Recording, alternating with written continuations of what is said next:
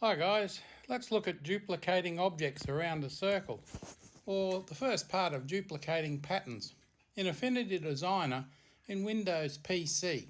Now of course you can do it on the Mac or the iPad, but this one's for the Windows PC folk. So often in design we come across the need to place smaller objects symmetrically and evenly around a larger object. In this tutorial we'll learn how to duplicate objects around a circle, or any symmetrical shape in Affinity Designer for that matter. So let's start by creating a new canvas. Launch Affinity Designer. If you wish to work on a transparent background, that's fine. Check the transparent background checkbox. Now I've used device there, but it doesn't really matter what you use because we're going to alter the size. Once you have your device box there, pull out a circle and position it exactly in the centre. And as you can see, I've used an A4 shape, and that's fine because you're not going to keep it anyway. Turn on snapping and insert a vertical and horizontal guide for clarity.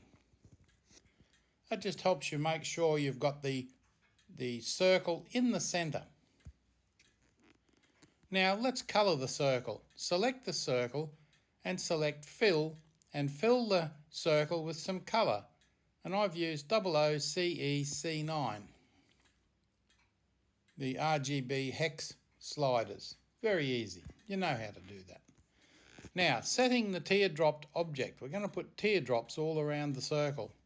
We'll be duplicating small teardrops around the circle we just traced, so pick the tear tool next. Trace out a small teardrop over the circle. If snapping is enabled, and it should be by now, and you can see up the top right hand corner there's a little magnet, and that's switched on. There will appear a vertical green line to which the teardrop can be snapped easily. So you can see where I've got the teardrop there and its little enclosing dots. So with your first teardrop in place and selected, select the node tool drop arrow, and you can see the node tool on the left hand side, and there's a little drop arrow in the corner of it. When you select that, you'll see the menu option, the point transform tool. So click on the point transform tool, changes the little image to that, and this places a small crosshair in the teardrop.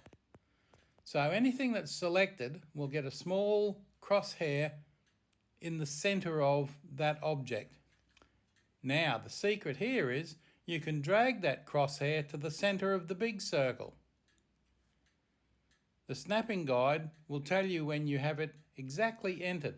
Just click on it with your mouse and drag it down to the centre. And there it is. Drag the crosshair into place. The red and green alignment guides will show when you're dead centre. You see you've dragged it out of the teardrop and down to the dead centre of the circle.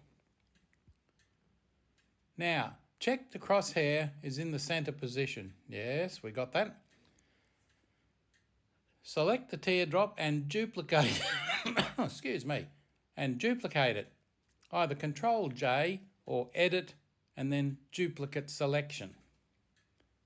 And you won't see anything on the main canvas, but you'll see the extra layer appear in the Layers panel. Your duplicate teardrop appears in the Layers panel. Now we can move it into the first position. In the Transform panel, there's a rotation field. If you need to place 8 tiers or objects around, set the angle to 360 divided by 8. 360 degrees in a circle, right? That's 45 degrees. If you need just 4, 360 divided by 4 equals 90. Now here we'll use 45 because we want 8 teardrops. Enter 45 and press enter. There's your first duplicate in place. You can see it's still the second layer it's put in, or the top layer, and it's angled it slightly, which is just what you want. The second teardrop will be selected, so again press Ctrl J duplicate and then enter 45 in the rotation field and press enter. The third teardrop will appear. Now you do this, repeat the process until you have all the objects in place. Duplicate, rotate 45 degrees. That is, Control J, rotate 45, enter. Couldn't be easier. Transform up to 8 times and there you have it, 8 little points. Little bit of simple math, you can see the layers there, how they're all slightly different angles as they go around the circle. Now you can do this with almost any shape. Repeating patterns around an object are great ways to produce sublimation or crafting or cricket patterns. In this example we have simply added stars around a triangle. To make an SVG for cricket, for example, convert all layers to curves. And that will allow you to export to a pure SVG, which will upload nicely into Cricut. Then just resize it on the Cricut canvas, Design Studio I think it is, and you can make it any size you like because it will be pure SVG. To make an SVG for Cricut or the cutting tools or sublimation, you must remember to convert all layers to curves. So use Layer, Convert to Curves, or Control Return will do the same thing. Select them all and do Control Return. And after a moment, while it thinks about it, you'll find that all your layers convert to curves. To make an SVG for Cricut or the cutting tools or sublimation, whatever, convert all layers to curves, then export to SVG. Don't have to do anything else, just export to SVG, give it a name and store it somewhere where you can find it. Well, that's it, folks.